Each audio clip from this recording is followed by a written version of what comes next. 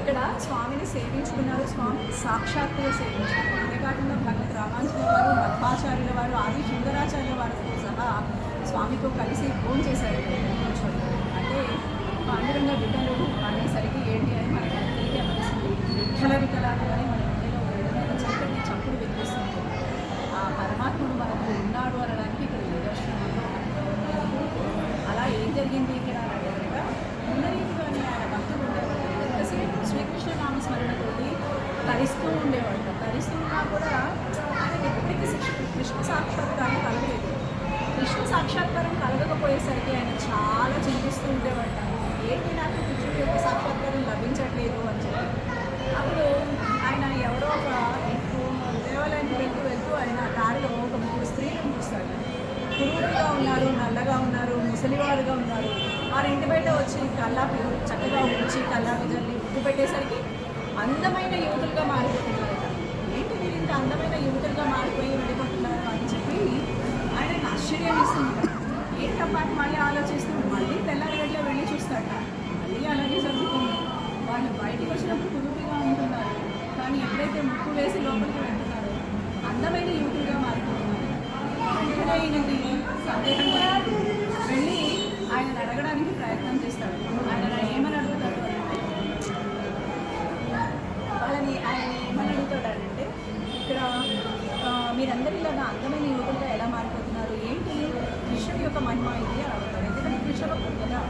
అయితే వాళ్ళు చెప్తారంటే ఇది కృష్ణ మహిమ కాదు, మా గురువు గారి మహిమ.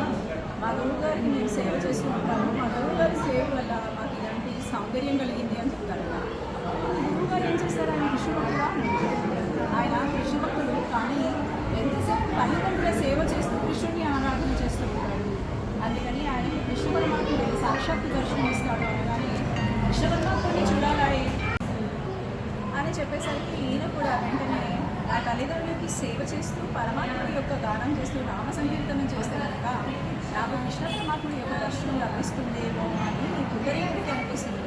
అనిపించగానే ఇంటికి రాగానే నాకు పరమాత్మ పరమపిత తల్లిదండ్రులు తప్ప ఇంకెవరూ లేరు అని చెప్పి తల్లిదండ్రులకి పాదసేవ చేస్తూ తల్లిదండ్రులకు సంబంధించిన సర్వ కార్యాలు ఈయనే చూస్తూ వారినే చూసుకుంటూ ఉంటాడు.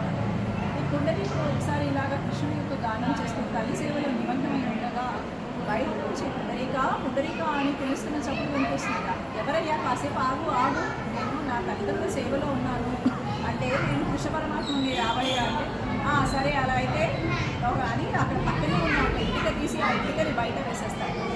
బయట వేసేసి ఆ ఇటుక మీద నుంచో నేను వస్తున్నాను అంటాడు. అయితే తల్లిదండ్రుల సేవ చేస్తూ ఆ పరమాత్ముడి సంగతి తెలియదే ఉంది. అనేక రూపాలు ధరిస్తాడు భక్తుల కోసం. భక్తులంటే ఆయనకి పిచ్చి. ఆ భక్తుల కోసం రకరకాల రూపాలు ధరించి భక్తులని పొందడానికి ఆయన పడే తాపత్రయం మనకి ఎక్కువగా కనిపిస్తుంది. ఆ ఇటుక మీద 2 పాదాలు పెట్టి నుంచోలేక బ్యాలెన్స్ అవ్వగానే ఇలా పట్టుకుని ఎప్పుడు వస్తావయ్యా అన్నట్టుగా ఇలా నుంచుంటాడు తన పరమాత్మ. ఆయన కోసం ఎదురు చూస్తూ ఉన్నట్టుగా ఉండే పరమాత్మకు ఉంటుంది ఇటుక మీద నుంచి ఉంటారు. అయితే మరాఠీలో ఇటుకని విఠల అంటారు కాబట్టి ఇక్కడంతా విఠలుడు అంటారు. ఇటుక మీద నుంచున్నవాడు. అయితే ఈయనని అలా ఇటుక మీద నుంచోమన్నాడు కదా, అలాగే నుంచుని ఉంటాడు స్వామి. వెంటనే తల్లి అడుగుతాట, ఎవరో నిన్ను పిలిచింది అని అడిగితే ఎవరో కృష్ణ పరమాత్మ వచ్చాడు.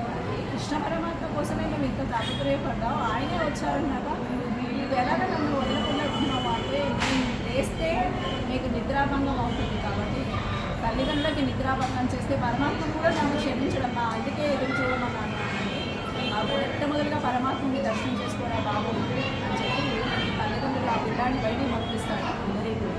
పంపించేసరికి స్వామి ఇలా నుంచుంటాడట.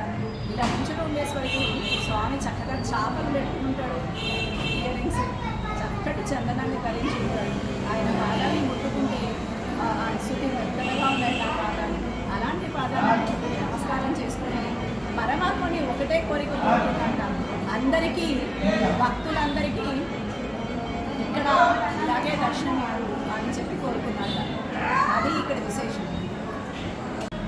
అలా ఇక్కడ బిడ్డలు భక్తుల మనోభిష్టాన్ని నెరవేర్చడానికి ఇటుక మీద నిలబడి భక్తుల కోసం ఎదురు చూస్తూ ఉంటారు.